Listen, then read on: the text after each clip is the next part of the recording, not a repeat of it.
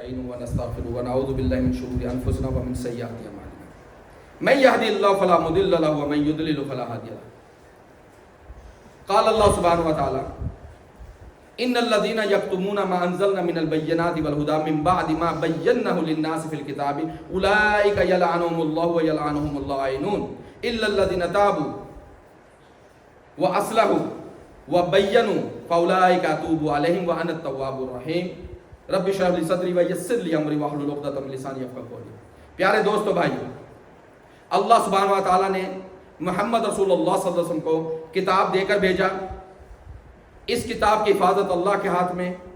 محمد رسول اللہ صلی اللہ علیہ وسلم نے کوئی ایسی بات نہیں چھوڑی جو ہمیں سمجھائی نہ، کوئی ایسی بات نہیں چھوڑی. اور پورے قرآن میں سورہ فاتحہ سے لے کے ناس تک تمام احادیث کی کتابیں چھان مارو، کہیں پہ بھی آپ کو یہ نہیں ملے گا دین القیم، توحید دین القیم. توحید یہ ہمارا ایمان ہے، یہ چابی ہے جنت کی. نماز کو دین القیم نے کہا یہ ہمارے دین کا حصہ ہے، ضروری ہے. اس طرح زکوٰۃ ہے، حج ہے، روزہ ہے. دین القیم کیا ہے؟ یہ سیدھا دین کون سا ہے؟ اللہ سبحانہ تعالیٰ کہتے ہیں سورہ توبہ میں سورت نمبر 9 آیت نمبر 36، اللہ سبحانہ تعالیٰ کہتے ہیں ان عدت الشہور عند اللہ 12 شہرا فی کتاب اللہ یوم خلق السماوات والارض منها 4 حرم ذالک دین القیم. اللہ کے ہاں سال کی گنتی 12 مہینے ہیں، ان میں سے 4 مہینے یہ حرام مہینے، عزت والے مہینے، احترام والے مہینے. پھر اللہ نے کہا ذالک دین القیم، یہ ہے تمہارا سیدھا دین، یہ ہے تمہارا سیدھا دین. اس دین کو سمجھنے کے لیے، ان 12 مہینوں کو سمجھنے کے لیے، ان 12 مہینے میں 4 مہینوں کو سمجھنے کے لیے اللہ اور اللہ کے رسول نے ہر بات ہمیں واضح کر دی کہ ہمارا مہینہ کیسے شروع ہوگا اور کیسے ختم ہوگا. اللہ سبحانہ تعالیٰ جو سورہ بقرہ کی آپ نے آیت سنی 159 160 ان الذین یکتمون ما انزلنا من البینات والہدی من بعد ما بیناہ للناس فی الکتاب اولئک یلعنهم اللہ ویلعنهم اللائنون. وہ لوگ جو چھپاتے ہیں اس کو جو اللہ نے اتارا من البینات والہدی، صاف صاف آیتیں اور ہدایت کا راستہ جو اتارا اللہ نے کتاب کے اندر لوگوں کے لیے، لوگوں کے لیے کتاب کے اندر اللہ نے ہر چیز کو واضح کیا. جو اس کو چھپاتا ہے اللہ سبحانہ کہتے ہیں اللہ کی لعنت اور لعنت کرنے والوں کی لعنت. الا الذین تابوا واصلحوا وبینوا، مگر وہ جو توبہ کر لے، اپنی اصلاح کر لے اور بات ہی ختم نہیں ہوتی، پھر اس کو بیان بھی کرے فاولئک اتوب علیہم، ان پر میری توبہ ہے، ان کے گناہوں کو میں معاف کروں گا. وَأَنَا التَّوَّابُ الرَّحِيمُ، اور میں ہی توبہ کرنے والا، رحم کرنے والا ہوں. آج اللہ کہہ رہے کہ دین القیم ہے، مہینوں کی گنتی دین القیم ہے. یہ 4 مہینے یہ دین القیم ہے. ہم ان 4 مہینوں میں سے دوسرے مہینے میں ثلاث متوالیات، 3 تو ہیں ایک کے بعد دوسرا، ذوالقعدہ، ذوالحجہ، محرم. ہم ذی الحجہ میں ہیں، لیکن ذی الحجہ میں بھی ہم نے 2 عیدیں کی، ہم نے 2 عیدیں کی. اکثریت نے جو عید کی پورے یورپ میں، ان کی دلیل کیا تھی؟ جس سعودیہ میں چاند نظر آئے یورپ میں چاند نظر نہیں آتا. دنیا کا سب سے بڑا جھوٹ، خاص طور پہ اٹلی میں اگر کوئی یہ کہے کہ دوربین کے ذریعے سے چاند نظر نہیں آتا یا خالی آنکھ سے چاند نظر ہی آتا، اٹلی کے اندر نظر آتا ہے. اور لوگ کہتے ہیں جی کیلکولیشن نہیں مانی جائے گی. او اللہ کے بندو، پورے یورپ کے لیے یہ میسج ہے کہ جب تم فجر پڑھتے ہو، کہاں سے فجر کا ٹائم لیتے ہو؟ کیلکولیشن سے.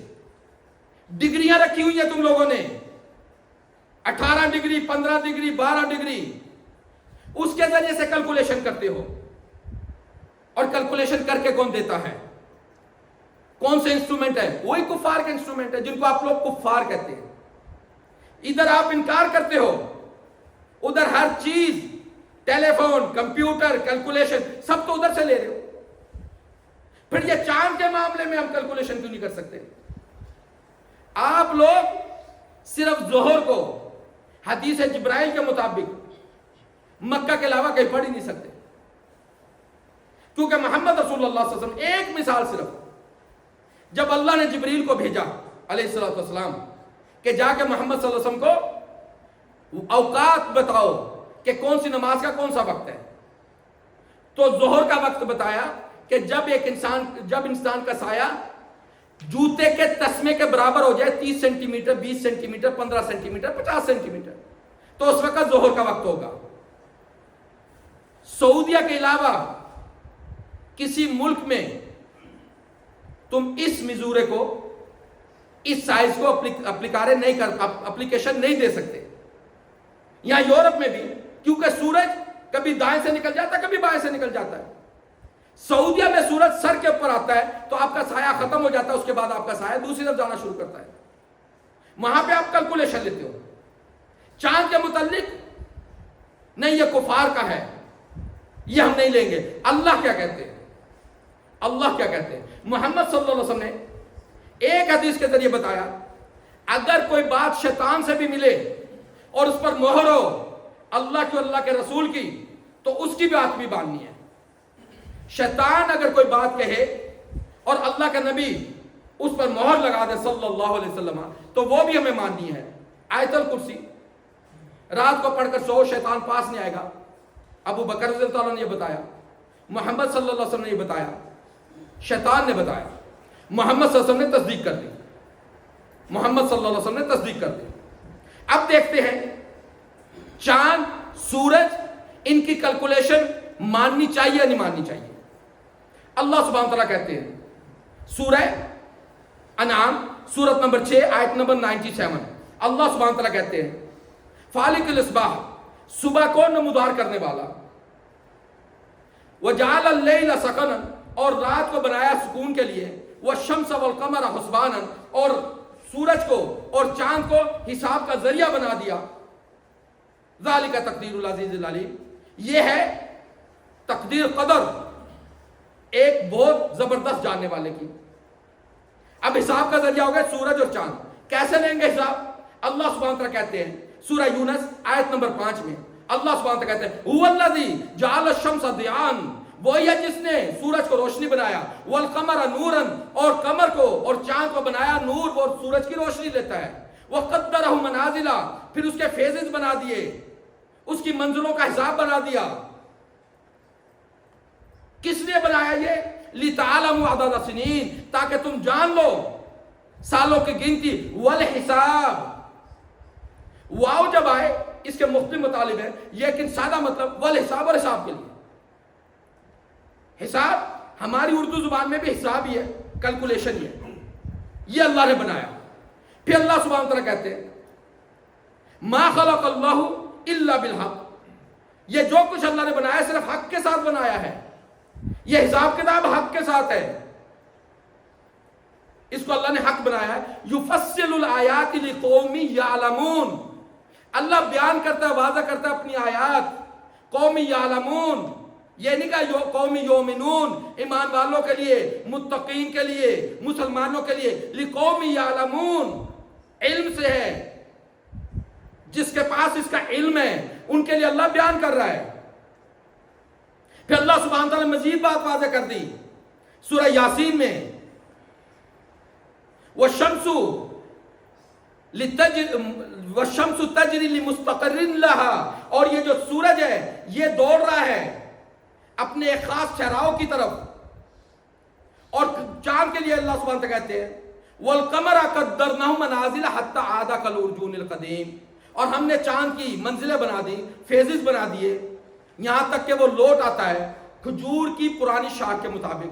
یہاں پہ بھی اللہ نے بتا دیا کہ جب چاند کا آخری ٹائم آئے گا تو وہ باریک ہو جائے گا، لیکن چاند کے نکلنے کے لیے ضروری نہیں کہ وہ باریک ہو، یہ ایک علیحدہ علم ہے۔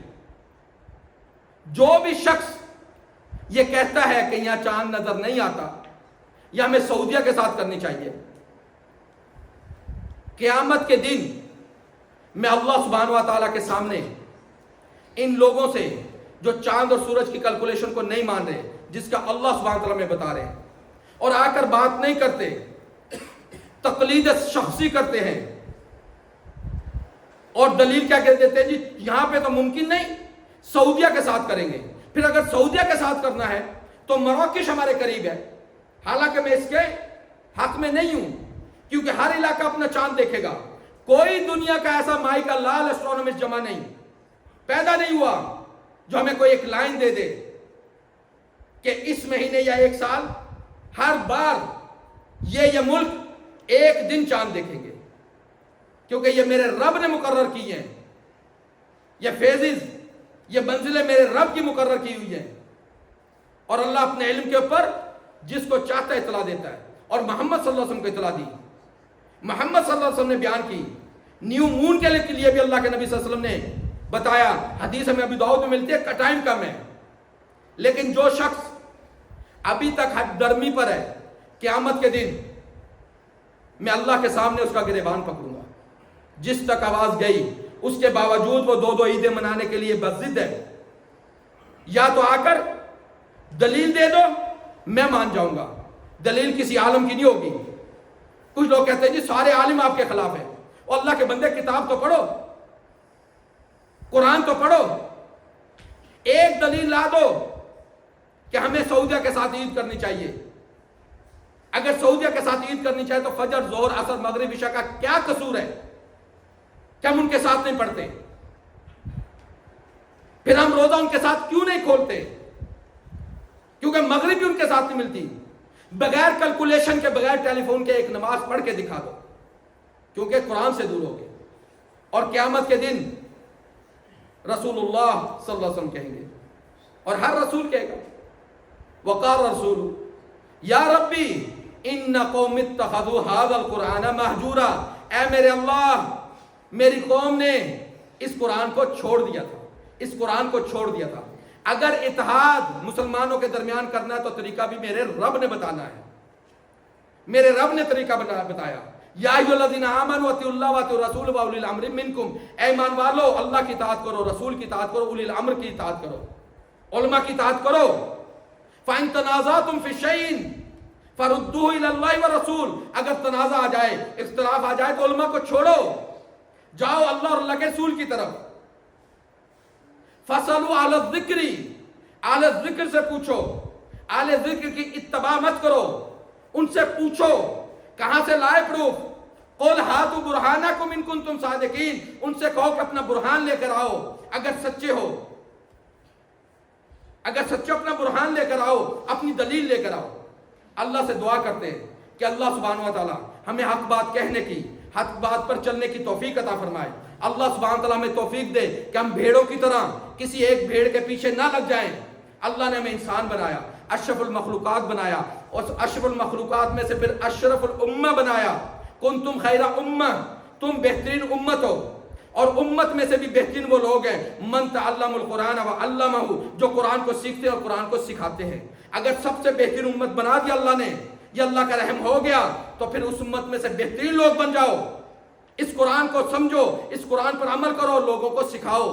یہ ہیں اس امت کے بہترین لوگ۔ اللہ سے دعا کرتے ہیں کہ اللہ ہمیں اس امت کا بہترین لوگوں میں سے کر دے، اللہ ہمارے گناہوں کو معاف کر دے، اللہ ہمیں سیدھے راستے پر چلنے کی توفیق عطا فرما دے، یا اللہ ہماری غلطیوں کوتاہیوں پر پردہ ڈال دے، یا اللہ آنے والے وقت میں صرف تیرے اور تیرے نبی کی اتباع کریں، یا اللہ ہمارے دلوں کے اندر سے تقلید شخصی کو نکال دے، یا اللہ ہمارے لیے محمد صلی اللہ علیہ وسلم کو حق بات کا بتانے والا لیڈر بنا دے، یا اللہ ہمارے دل کے اندر سوائے محمد صلی اللہ علیہ وسلم کی تعظیم کے کسی کی تعظیم نہ آئے۔ یا اللہ تو نے کہا کہ اس نبی کی اتباع کر لو تو ہدایت پا جاؤ گے، اور جو اس نبی کی اتباع نہیں کرے گا وہ ضلالت میں چلا جائے گا۔ اور تو نے کہا ماذا بعد الحق الا ضلال، حق کے بعد کیا رہ جاتا ہے سوائے ضلالت کے۔ یا اللہ ہمیں ضلالت سے بچا لے، یا اللہ ہمیں ضلالت سے بچا لے۔ ربنا لا تزغ قلوبنا بعد إذ هديتنا وهب لنا من لدنك رحمة إنك أنت الوهاب۔ أقول قولي هذا واستغفر لي ولكم۔